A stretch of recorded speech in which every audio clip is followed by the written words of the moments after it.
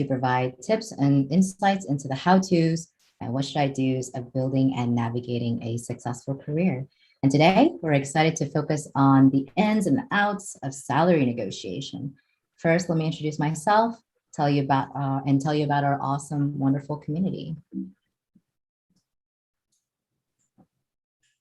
Hello, my name is Ying Yao. My pronouns are she, her, and I'm a senior UX designer at Honeywell.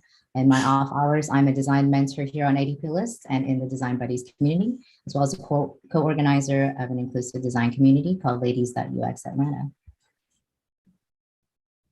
So ADPList, short for Amazing Design People List, is a global community for making genuine connections, a platform where people can find, book, and meet mentors from all around the world. Our mission is to foster an inclusive space and support network for designers to come together, learn from each other, and strive to be better. So if you haven't had a chance to check our community out, head over to adplist.org after this event. All right, some of our community milestones that we're super, super proud of. I like to call this our world domination metrics. Since ADPList has started last year, we have grown a bunch. We have over 3,000 mentors on the platform, leading to over 12,000 one-on-one sessions. We have hosted over 100 events tackling a variety of topics. And pro tip, a lot of these events, past events, are recorded and shared on our YouTube channel. So with our platform touching over 70 countries, we're very proud of the global impact we've had on connecting creatives, you all together. Okay, some event guidelines / house rules for this event. This will be recorded. We have a handy Pigeonhole link, which we will use for Q&A, and you can vote for which question you would like our speakers to tackle later in the event. I like to call it the Reddit for Q&A. No hate speech or discriminatory behavior, please. And as is our tradition, we'll be taking a signature selfie in just a moment. And finally, please share your takeaways with us on social media by tagging @ADPList and using the hashtag #AmazingTogether. Okay, with that, turn on your cameras, put on your lovely smiles or scowls, however you're feeling today, legitimate. And Mashope will be pressing the camera button on us. So Mashope, whenever you're ready. Awesome, thank you so much. Let's give some people some seconds to turn the cameras. I can see amazing faces coming up over there. Thank you so much for putting in your cameras. Awesome, that's a nice banana tea over there. Looks really great. Okay, I'll start to take the pictures. I'll go through the first slide. So please strike your pose and I'll quickly go through the slides in 3, 2, 1, and awesome. I'll do the next slide. 3, 2, 1, awesome. Third slide, and then the fourth slide. Thank you so much. I'm back to you, Ying. Thank you, thank you. Wow, so many people in our family. All right, with our photo taken and perfectly framed on our virtual wall, let's get started. So for some people, this most stressful part of either applying for a new job or moving up the ladder in their current position might be when it's time to talk about money and compensation with their employers. So have you asked yourself, do I have the confidence to tackle such an important issue when the time comes? So our speakers, David Boddy from Tapestry and Jess Hall from CoStar Group, will be providing some handy tips and tactics to practice the next time you need to negotiate that salary. And then afterwards, we will do an AMA with our speakers. So make sure you check out that Pigeonhole link that we're dropping in the chat so you can submit your questions. Okay, let's get started. David and Jess, if you can unmute yourselves, give a short introduction, who you are, your role, what you're all about, and I'll hand it to you to get us started. Great, thank you very much. Great to see everyone come and join us for this event. I'm super excited to share some of the learnings I've made throughout my career, and Jess and I have had some really great chats as we kind of set up for this session over the past couple of weeks. A bit about myself. I'm a digital design director working for Tapestry, works in the luxury retail sector. I'm based in North America, originally from the UK. I lead a team of product designers, UX researchers, and other kind of design specialists. And yeah, I'm just super amped to kind of share you some insights, and hopefully you have some really interesting questions for us to work through and workshop with you today. Hi, gang. My name is Jess Hall, and I lead design at a CoStar Group. We're a global real estate analytics and marketplaces organization. We may get photobombed by the small person who's not wanting to go to bed behind me, so I apologize in advance if that happens. Actually, I don't apologize. That's life here in COVID. But I have been designer, a product manager, a design manager, a director, all sorts of different leadership roles. And I've been on both sides of the table. So I want to be able to give perspective about what it's like on either side. And I was raised by a negotiator who would get really mad at me if she found out I ever took a first offer.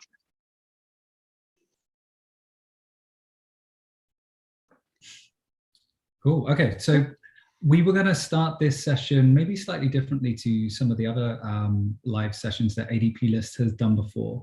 We wanted to share you a few kind of warm up with, some yes, no questions. We've kind of hacked together a little slide deck for you to kind of react to, and then kind of give you some insights into two clear tracks.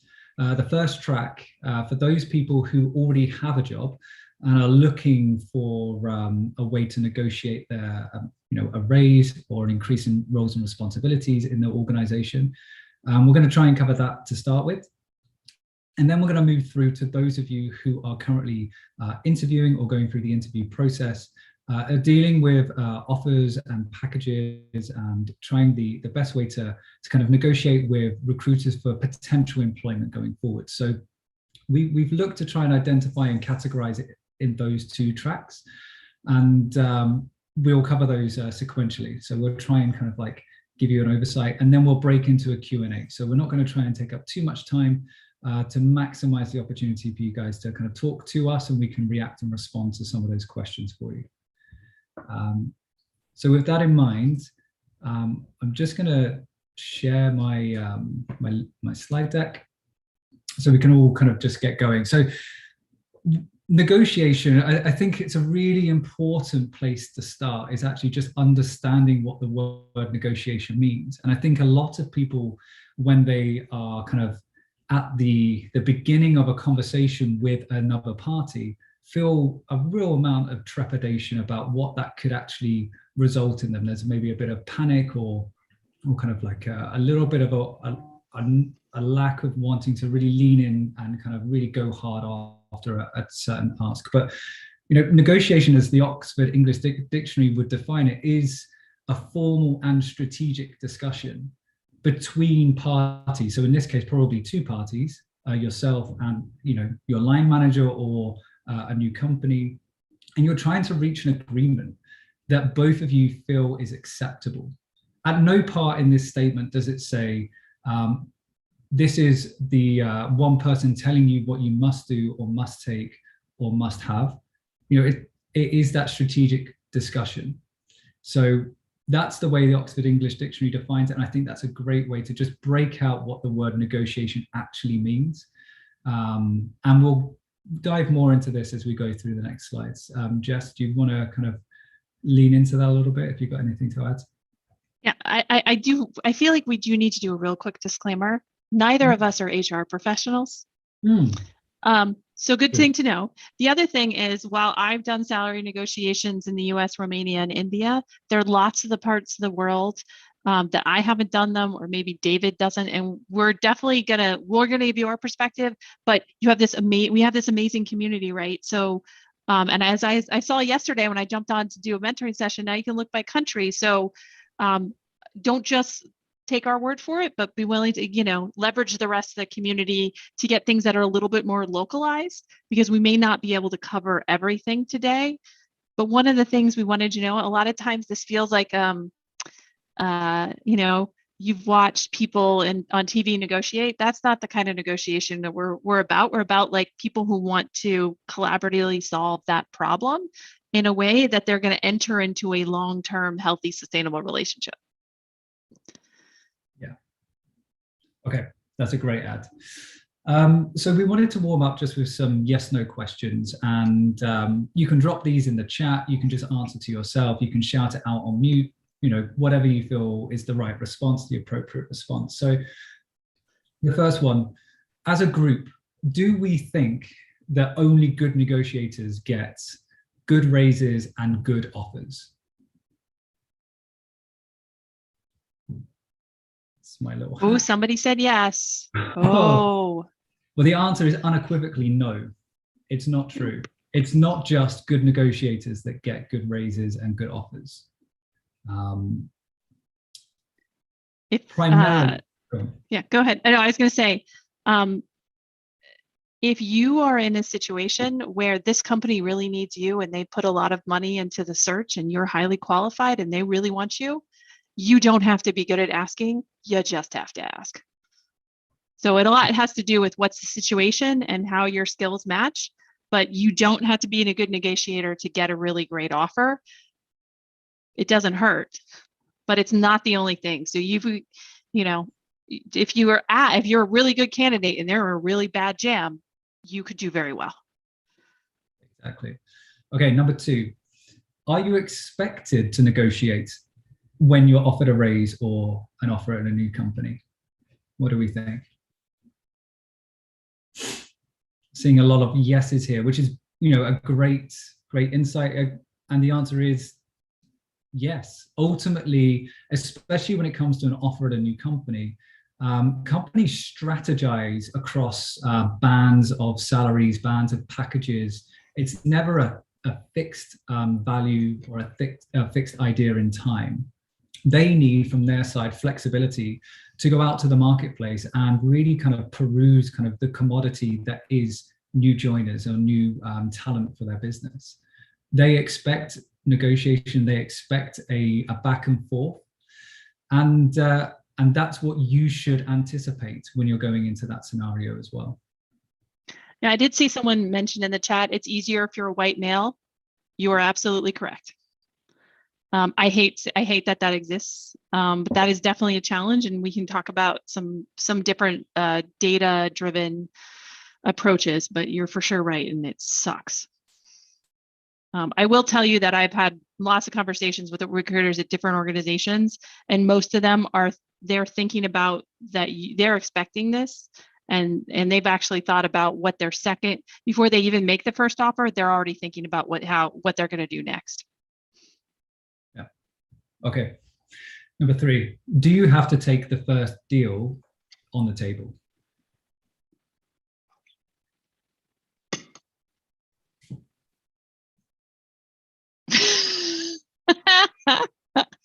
Nice. We're getting warmed up nicely here. This is good. Yeah, absolutely not. I think to start with, you must be prepared to make sure you're making whatever offer, whether it be a raise or an offer for a new company, make sure it works for you in your circumstance, which is an individual circumstance. And it's very unlikely that a company could tailor an offer or a raise first off the bat. It's going to be a conversation. Jess mentioned earlier, it's about collaboration all the way through this.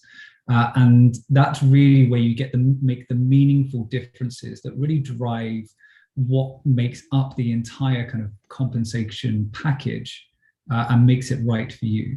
I think also it's a great insight in how you go through that collaboration, through the negotiation steps. It's going to tell you a lot about that company. It's going to tell you a lot about what they value, how they do their business, how they communicate. And so there's some terrific insights that you can take about the potential business you're moving into and what is expected of you in the future. Okay. On average, does a company spend closer to 30 days or 90 days recruiting for every position they advertise? Well, it looks like we're going 90. Mike is in disagreement. It depends on if you're in a pandemic. Yeah, I think generally speaking, yeah, you could say it depends, but generally most companies will have open recruitment tickets much closer to a 90-day period. And really what you've got to think through is how much every open position is a big investment for that company. Because 90 days of an open ticket is a lot of resource that they've expended for that individual role. And the fact that they're willing to put themselves out for an extended period of time, spend a lot of their time and their resources hiring each individual role, is actually really empowering when you get to the negotiation stage. And we can discuss that a little bit more later. And right now, yeah, it's longer. Based on what I'm hearing, this is the most chaotic market I've hired in my whole career, and I've been doing it for about 10 years. Right now, it is higher. And I think one of the things, like, that's how much from the time they posted the job to the time they got someone's butt in a seat. To actually get a job posted and get the budget for it and get it approved also takes you time. So we're talking about a significant investment waiting on you. And that investment and that need is your opportunity. And we're going to talk about how you take advantage of it. So you're the prize, gang. Just remember, you're the prize and you should act like it. I was saying that to someone this morning. She's like, I don't know if I should take one of these two. I'm like, do you want something in the middle? She's like, yeah. And I'm like, well, then ask for it. You're the prize. Yeah. You're worth it. L'Oreal, they got it right. And then the final one, should you only be talking to one company at a time?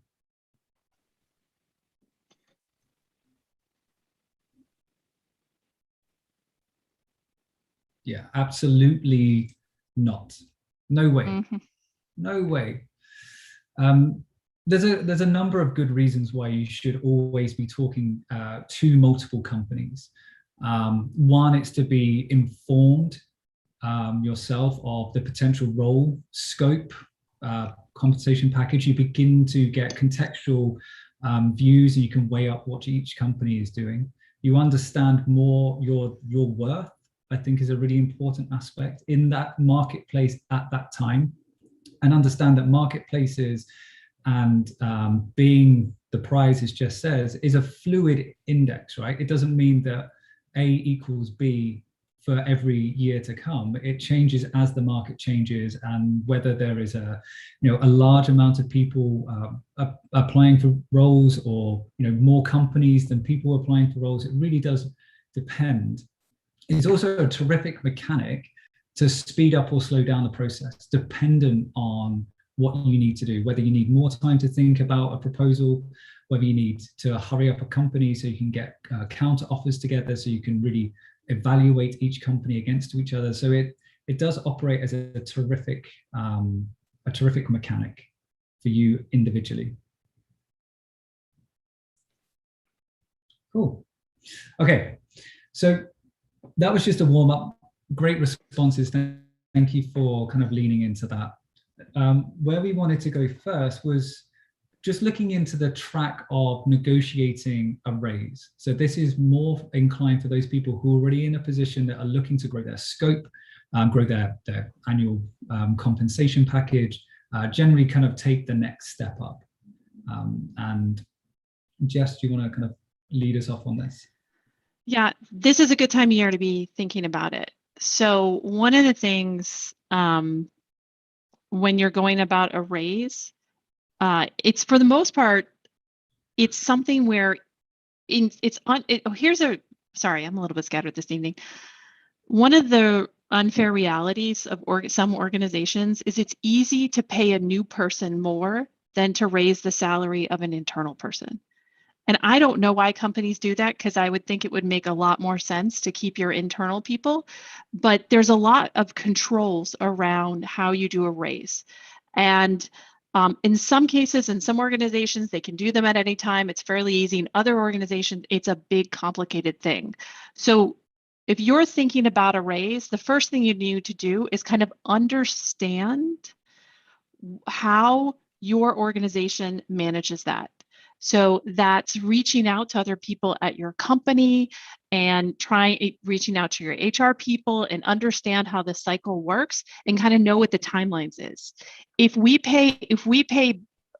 do merit-based raises in February, and you ask me for a raise in March, it's going to be really hard for me to do. I'm going to have to go back to my CFO and make a specific ask. So if I understand, like we're coming up on the time of year where people like me are already starting to think about how much money am I going to ask for? Who do I want to give a raise to? How am I going to make the case? Who, if it's a political game, and sometimes it is, like, how am I going to play that game so that I can represent my team in the best possible way?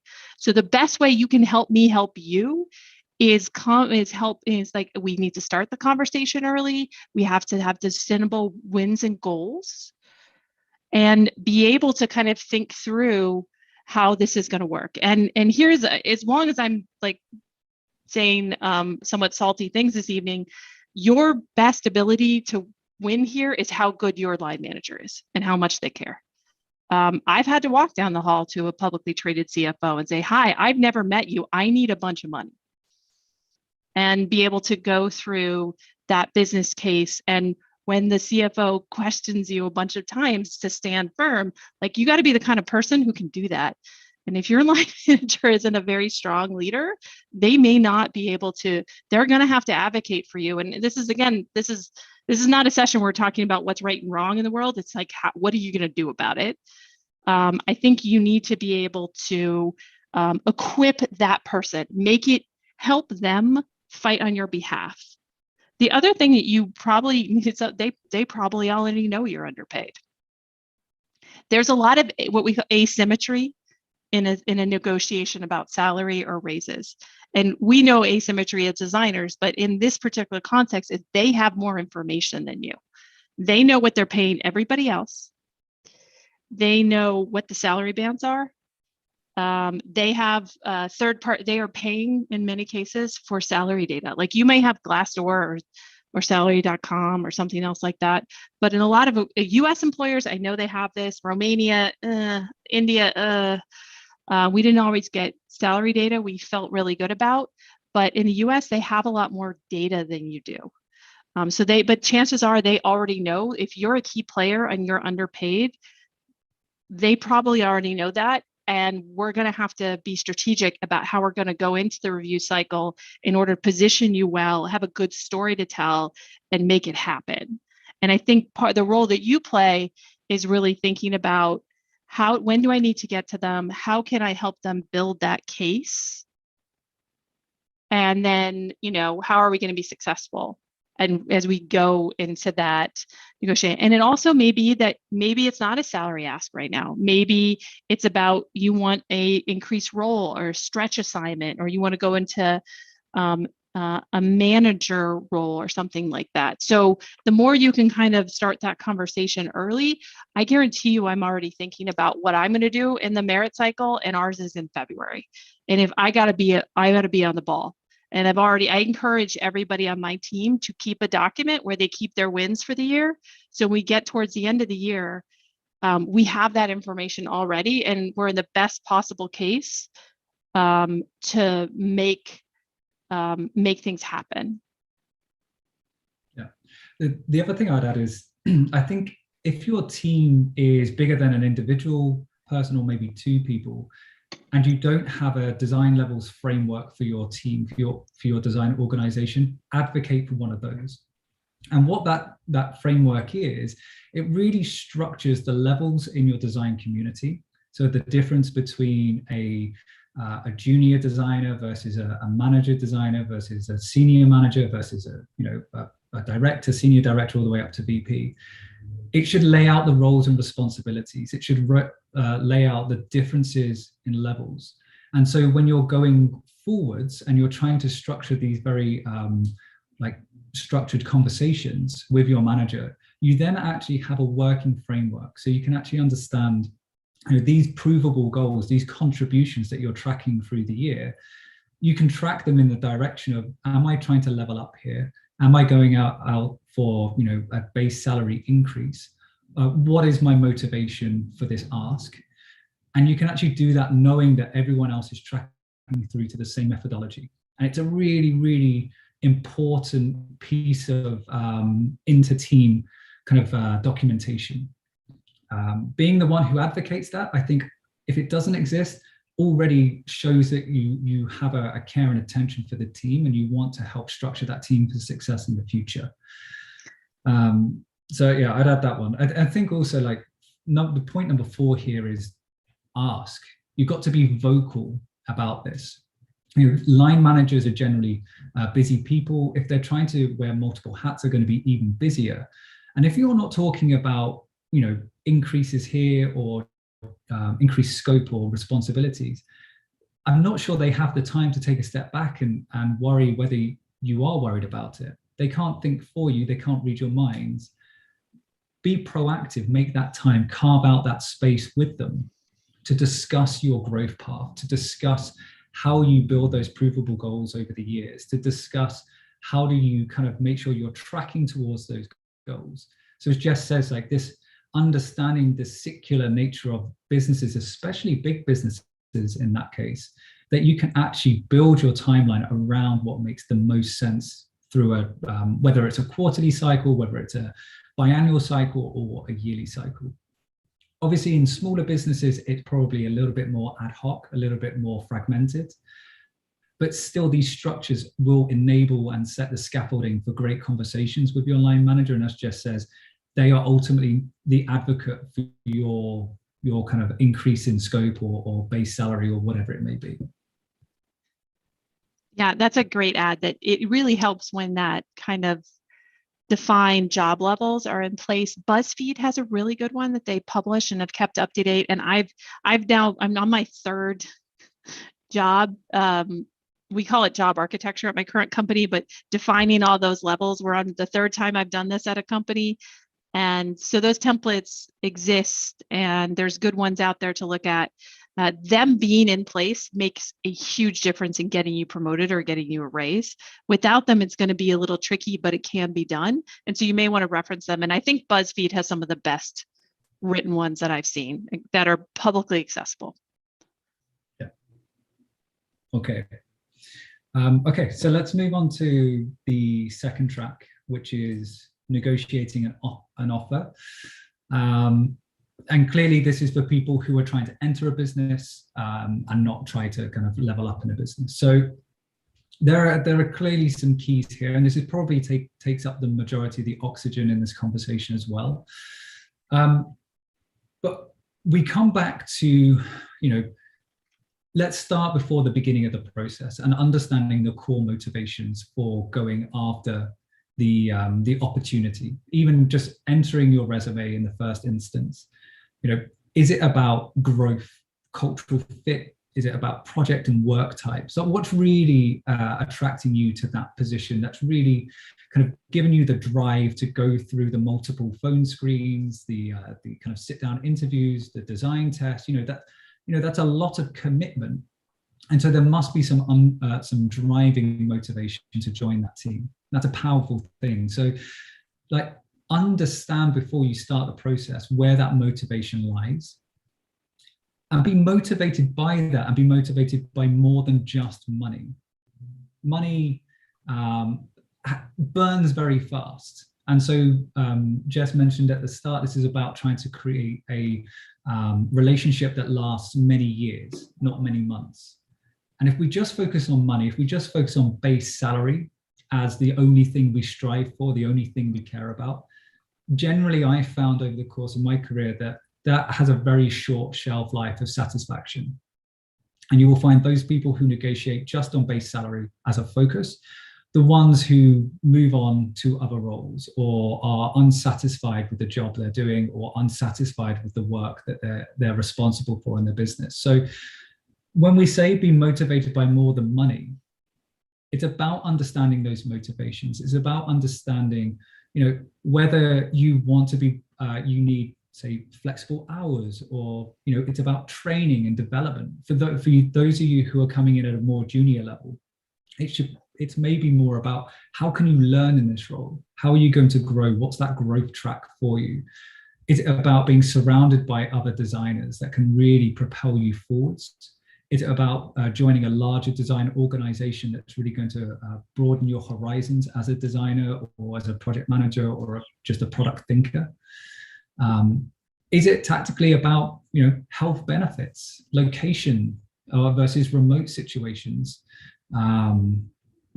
days off, working weeks, like is it a 7-day week versus a 4-day week versus 12-hour days across 4 days versus like 6-hour days 6 days a week. These are huge moments that kind of amplify the ability to negotiate as well. So understanding and being motivated by more than money is a key criteria here. It allows you to have a wider and broader conversation with a recruiter about what's important to you. The other thing I would advocate for is negotiating is about deal making. But as a designer, as a product designer myself, like one of the key things is I strive to be empathetic and I strive to be an advocate of my user. And I really want to put emphasis on that in this part, to consider the person you're dealing with, like understand what's driving the recruiter. Like, why are they a recruiter that's talking to you? What are their goals? What are their objectives? If you break that down and really think about how they operate, what they're striving for themselves, what success looks like for them, I think it can really enable a really strong dialogue between the two of you and be a really collaborative dialogue.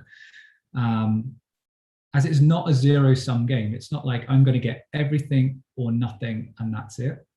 It's about creating a rapport with the recruiter, engaging them across a medium where you feel most comfortable. If that's across on the phone, great. Then speak to them on the phone and really build that social construct. If it's on email, that's also great. It allows you to have time. It allows you to be more methodical, really think about your answers. But it's important that you understand that who you're dealing with is just another person. Again, you've gone through a multi-stage process to get to this point. Being collaborative and positive throughout this experience will get better results, and by better results will enable you to get more of what you're asking for at the end of the day. And that kind of comes back to this idea that we touched on at the very beginning, which is be empowered by the time and the money. So when we talk about resources, the time and the money the company is spending on you at this point in the process. If we break it down, you've gone through, the company has had maybe to write a growth proposal for their team to get approved by senior executives and CFOs. They've been writing job descriptions and really finessing that and like passing that back and forth and getting sign off there and approvals. They've been posting jobs and then paying for postings and increased ranking and visibility and ad costs. They've been doing phone screens and portfolio reviews and multiple rounds of interviews and setting design tasks and reviewing design tasks, and then we get to the offer and negotiation period. They've expended a lot of effort on you to get to this point.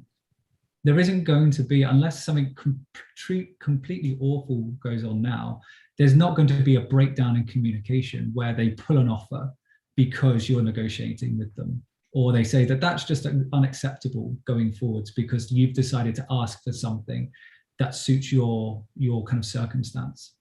It's just not what's going to happen. If anything, or if they did, good riddance. Yeah, true. That's a red flag. If they no, just not worth it. Not worth you. You're worth more. Yeah, so be empowered by that, and that empowerment should enable you to feel confident when you're saying, actually, what you've offered isn't going to work in my situation. I need X and Y and Z to really kind of make, like, where can we go through this? But when you're going through those conversations, remain positive, remain kind of collaborative, keep the language open and optimistic. Try and avoid those closed off questions where they try and shut you down and trying to get you to give like closed off statements, but be positive through this. And then the final point we wanted to raise about offering is, leverage those other conversations. And I think I mentioned this earlier, like the mechanic to speed up or slow down. So, you could say things like at different points of the negotiation periods, like, I'm through to the final round at X, but I'm really liking the conversations that we've had over the past few weeks. Is there any way we can fast track the remainder of the process? And you can speed up that process and get, to the position where you maybe have multiple offers on your plate. Or, I'm waiting for a conversation with X before I make any decisions about what's the right place for me. I expect to have that information in the next couple of days. How about we circle back after the weekend and we can discuss when I get a better view of where my overall situation.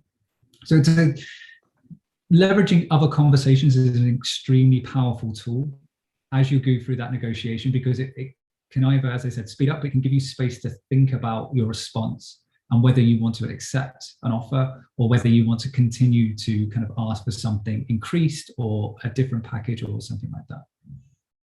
Yeah, let's break down the components of an offer, because I think we might use some language that's going to be different based on places, and I think this is going to be useful. Usually the first thing you have is base salary. So, or people might talk about compensation. The first thing you have is the base salary. That's the thing everybody tends to focus on. I want you to start thinking about the package altogether, because really what's going to matter is the package. Base salary, that's a piece of it. I know in the US, it's usually annual. In Romania, it's monthly. So that's going to be different. And then you could get a performance bonus. Performance bonus might be quarterly, most often annually, and they're going to set your eligibility for your performance basis at a percentage of annual salary. So it's 10% of your bonus eligible up to 10%, meaning you could get up to 10%. You getting 10% is going to depend on, did the company hit its numbers? Did your department hit its numbers? Did you do, you met your goals, and then you can get that. So never budget for having a full bonus, because 9 times out of 10, you may not get a full bonus. And you just want to make sure when you think about your financials, that's extra money. That's not money that you're counting on to pay your bills. That's more financial management than, so you have base, bonus.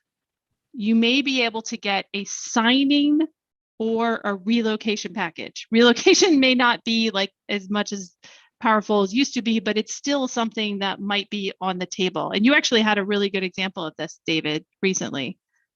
Yeah, I think also when we think about it's being a two-way conversation, recently I was hiring a young product designer based in Seattle. We're based in New York. We liked her so much, we wanted to bring her to us. And we were kind of going back and forth. We had this negotiation over a couple of weeks around a few of the kind of elements that Jess is talking about.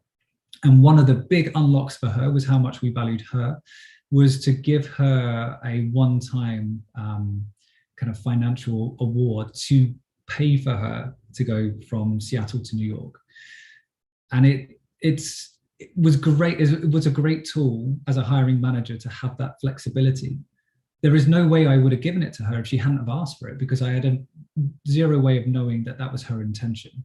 The role was hired as a kind of like a potential to be a remote role, but it was only when we started discussing that we wanted to show her how much we wanted her to join our company, but we couldn't internally go above our salary range. So we're at the top of our salary range, and we couldn't say, we can't go any higher here, but here's an opportunity for us to do a one-off cost, really show how much we value her and want her to join our team. She gets a great feeling. She's financially supported through what is a big time in her life. There's a big move. And we ultimately get, from a team's perspective, some great talent coming into our team, someone who's super excited to be an already kind of like an advocate of our team because of what we're doing with her to make it happen. I think that comes out, like, as hiring managers, we want you to show up happy. We want you to show up feeling valued. And we want you to have a nice, healthy, sustainable relationship with our team. I mean, I don't want you feeling like, gosh, I felt like I was cheated, I was shorted, I don't feel good about the company. We want to be advocates on your side so you can be excited about being here. Recruiters make most of their money on getting your butt in a seat. External recruiters, they only get paid if they place somebody, and we're talking about potentially 20% of your annual salary. I don't know what compensation bonuses look like for internal recruiters, but it's a substantial fund. So they are on your side to a certain extent because they want to get you in the door. And so, again, it's not a zero-sum game, but we didn't talk about, I want to finish out. So we've got base, we've got performance bonuses. You may have one-time things like a relocation or a sign-on bonus. That's usually paid out about 30 days after you get there. The last piece, the other couple of pieces is somebody asked about PTO. I've been able to negotiate PTO increases 3 times. Usually there are levels of PTO based on when you join in the organization. You can't magically change it, but let's say there are 3 levels of the PTO or vacation, time off, whatever. If they bring you in at the first level and there's 2 levels above, it's usually not very hard to get them to bump you up. I always start people higher than what the base is, but usually if there are multiple levels, and there usually are either by seniority or tenure within the organization, you can get moved up. That is definitely, I mean, that might be one of those things that's different by country, but I've definitely seen people be very successful with negotiating remote status and your vacation time. That's definitely something that's possible. The next one that we're going to get into is complicated, but it's potentially really important. And I'll warn you ahead of time, again, not an expert in this, but even people who are pretty knowledgeable don't quite get it. And if you miss out on asking, you might miss out on a lot of freaking money. You might also not get anything because we're talking about equity. So equity is something, it's going to be different based upon if it's a public company or a private company. So it's definitely something you want to ask your recruiter about, because some companies are very generous with their equity. Some can be a little bit stingy. That's something you're going to want to talk about. That's also something that if you have like a tax or financial professional, or you have a friend who is a tax or financial professional, you may want to talk to them about it. So let's talk about private companies first. So private companies, that could be a lot of money. It could also be nothing. There is no guarantee that you get anything out of a private company.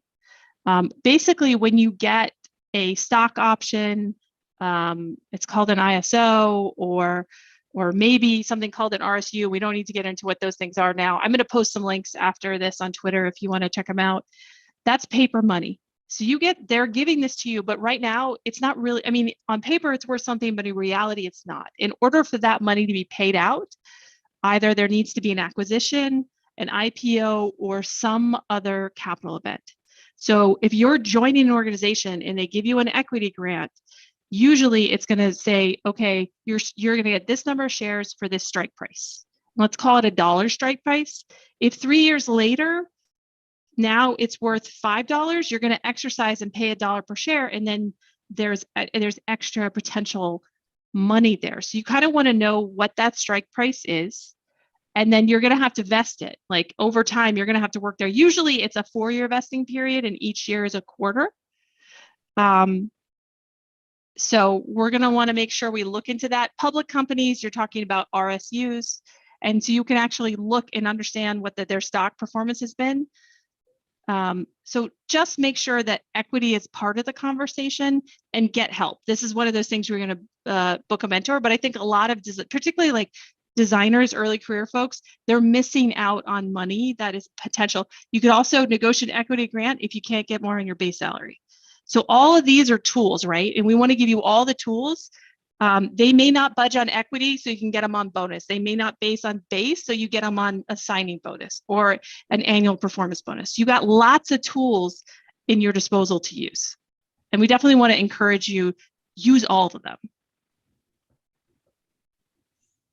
Thank you. Awesome. And yeah, to the last point about equity, I've also seen a previous company use equity to also retain people as well. So it's like these companies are using the same sets of tools that you also want to leverage too. So it's all fair game. Okay, with that, let's jump into the Q&A. We're going to go first with a question from Donna. This one had the most votes. They had asked, how do you get a sense of the budget for the role without giving up a number yourself? Yeah, that's a good question. So in some states, I think California, they're not allowed to ask you how much you're making. So if you want to get, that's two parts, which is, let's do it in two parts, which is how do you do the research and then how do you manage the question when it comes at you? Because usually a recruiter is going to ask that question pretty quickly in their first conversation with you.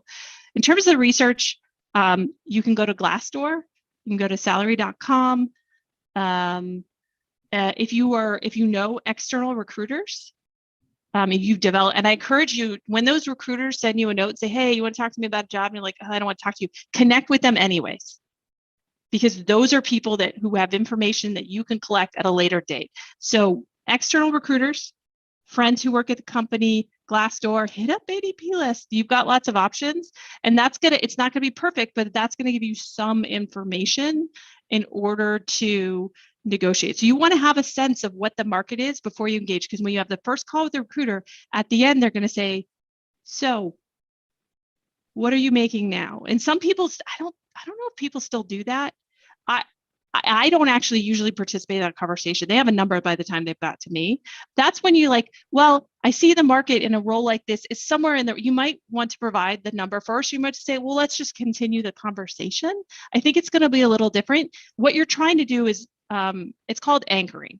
The person who sets my mom would tell you, first of all, make them tell you no, is the thing she told me my whole life. Oh, I don't want to apply for that. Make them tell you no. Oh, I don't want to ask for more money. Make them tell you no. That's why my mom did all the time.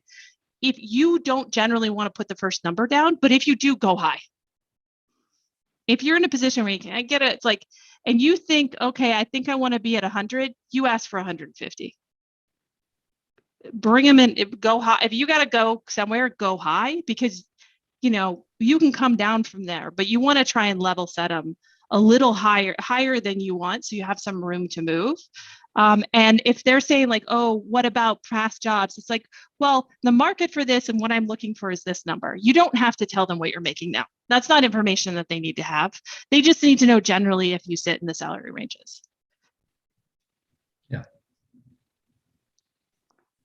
Yeah, nothing to add. The only thing I'd add to that is, going back to our earlier points, that it's not just about that base salary.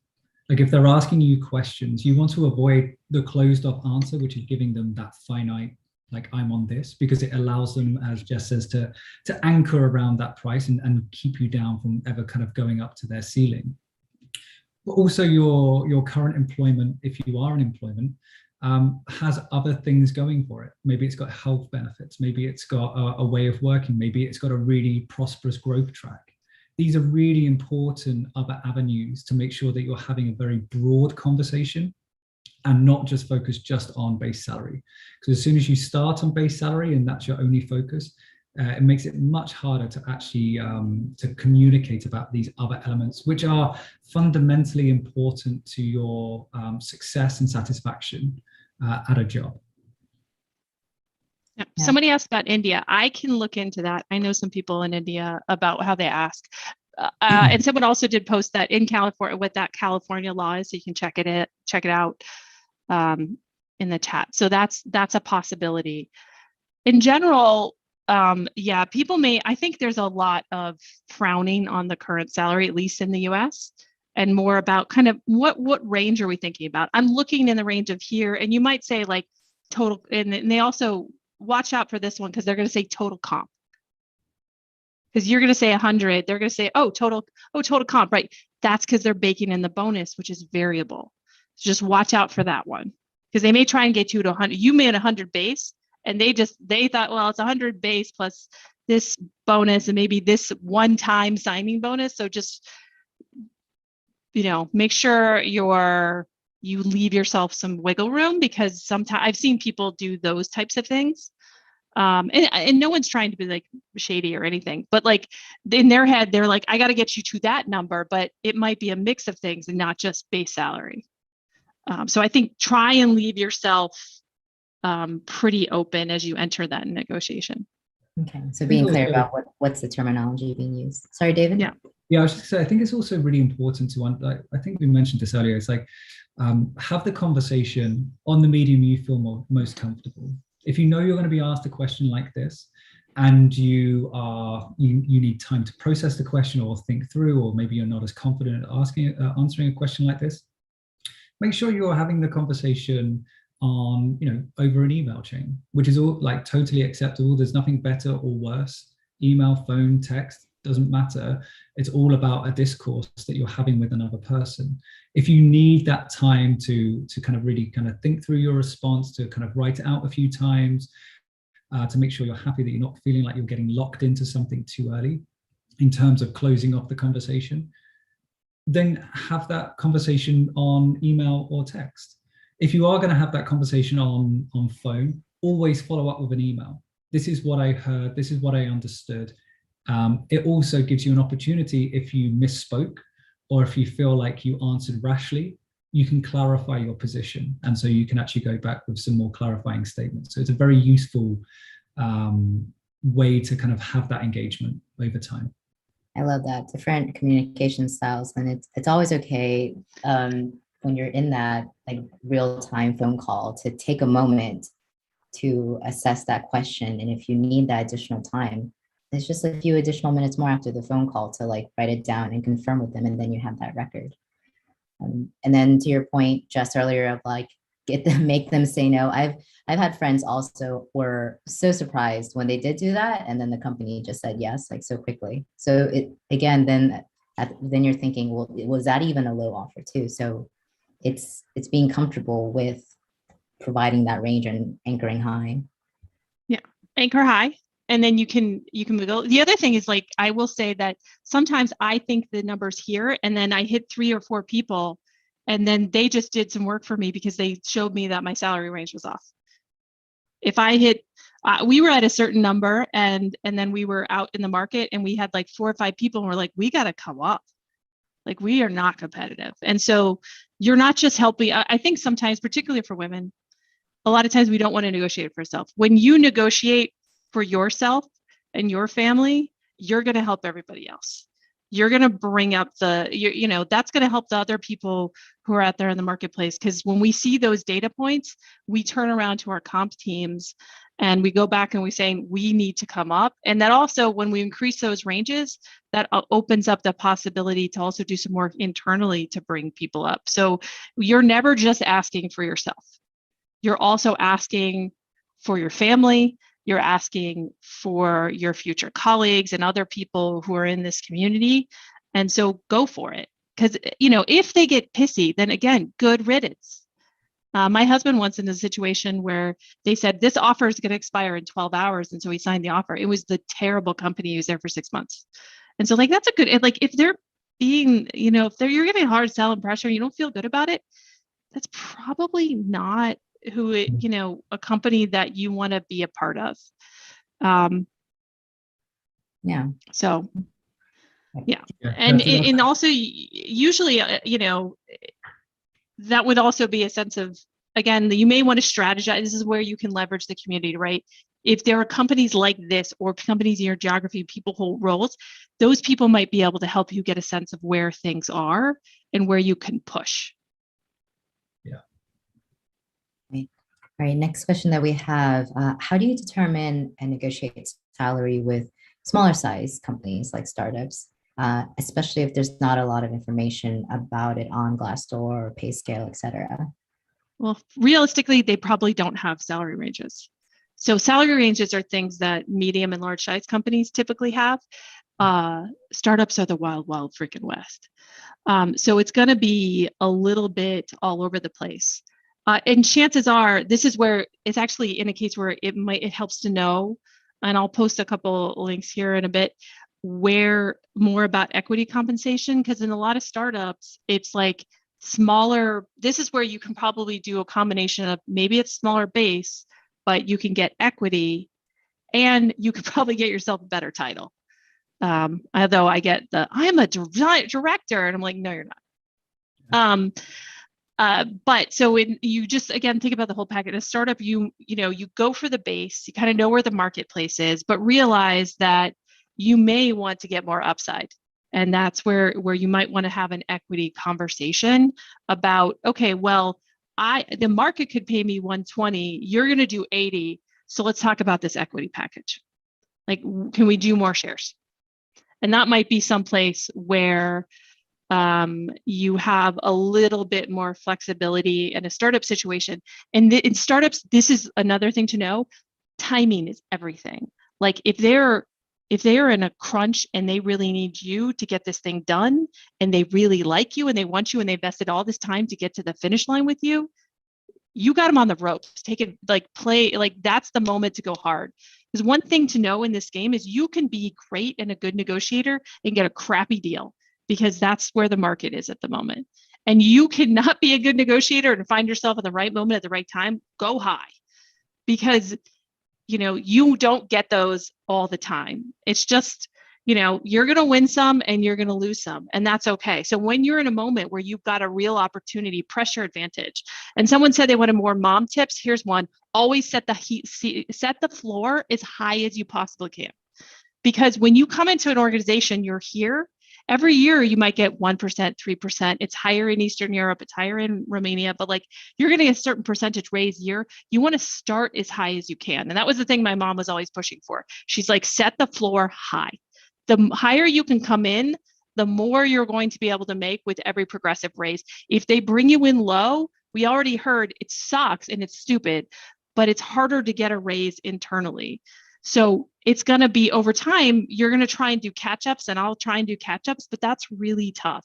So the moment to press your advantage is during the negotiation stage. And I tend to go higher than I think sometimes, because I think, man, it might be hard to get them up if I get them in too low. So I think, set that floor high, as high as you can. Yeah, I think just to second, like when you're looking at a small business, maybe a startup, those businesses that are more vision-led, still trying to work out what their purpose is, there's a great opportunity, as Jess says, to clearly think beyond salary and think about what roles and responsibilities are you going to get exposed to? How are you going to grow with that vision?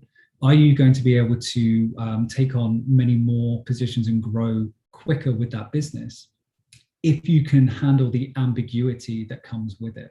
And I think that's one of the things with smaller businesses that don't have robust HR systems and kind of pay scales and everything that comes with bigger enterprises, is it's going to be most likely, as you said, a bit of a wild west out there in terms of that. So there's some links being posted in the chat about how to find salary levels and benchmarking. Those broad strokes are going to be directionally useful in that conversation. But as both Ying and Jess are saying, kind of like set the ceiling high, start high, and see how you can get there. Plus, have that conversation about the vision and the growth track and the culture potential that they have in their business. Focus on those as your complete package, not just kind of like one or two elements that you may be sacrificing. Because some of the most exciting things about startups is the exposure to the passion, the vision. You can't teach that. You have to be around it, and it's contagious. And that makes you, over time, through successful startups engagements, become a desirable commodity in your own right. And so as your career progresses, it becomes more of a powerful background to yourself going forwards. I do have one other tactic I do want to get in that I don't think we talked about it. I think in a lot, and this is going to be more important, I think, for anyone who's not a white dude. You're not being greedy, and you're not the villain. This is about the market. You need this company, you're committed to their success. You see how you're going to fit in. You're talking about the value you bring and how you're going to contribute and I'm going to help you meet those goals. And this is where the market is for that. This is where the market is. It's not I'm being greedy. It's not like this is about me and my ego. It's like, well, this is where the market's paying. And this is where we need to be competitive. And I'm going to be as much of an advocate for me as I used to say to people, well, I'm going to have to negotiate deals for you. Do you want me negotiating a deal with Envision when I can't advocate for myself? Which usually I tell them that is stupid and I'm not going to pay that. But like, so a couple of those things, it's like, this is where the market is, and this is where the market is paying at. And this is the number we really need to get to make sure that everything's in line and we don't have an imbalance, or to say like, this is the value that we're going to bring, and this is the return you're going to get on this investment, is kind of reframe that conversation in a more productive way. And I think it really sucks that you have to do that, but I want to give you the best possible fighting shot to get the economic security you're looking for. Thank you so much. We have, we're at the top of the hour. Unfortunately, we weren't able to get through all the questions, but that's why Jess and David are awesome mentors, and they are on ADPList for you to reach out to. And of course, we will share the QA list to them as well after, if they would like to take a stab at them and share them out afterwards. All right, with that, gonna wrap up the event. Thank you so much for sharing a piece of your morning, afternoon, evening, late night with us. And hopefully we'll see you all in the next one. Thank you guys so much. And thank you. Give a warm, awesome shout out, or thank you. Go crazy in the chat to our speakers for sharing their wisdom and time with us. Awesome. And Thanks, gang. Have a good night. have a good Or night. day, afternoon, all things. The entire day. All right. Organizers and speakers, let's stick around after and do a quick retro. And then everyone else, wherever you are, be happy, be safe, and we'll see you all next time.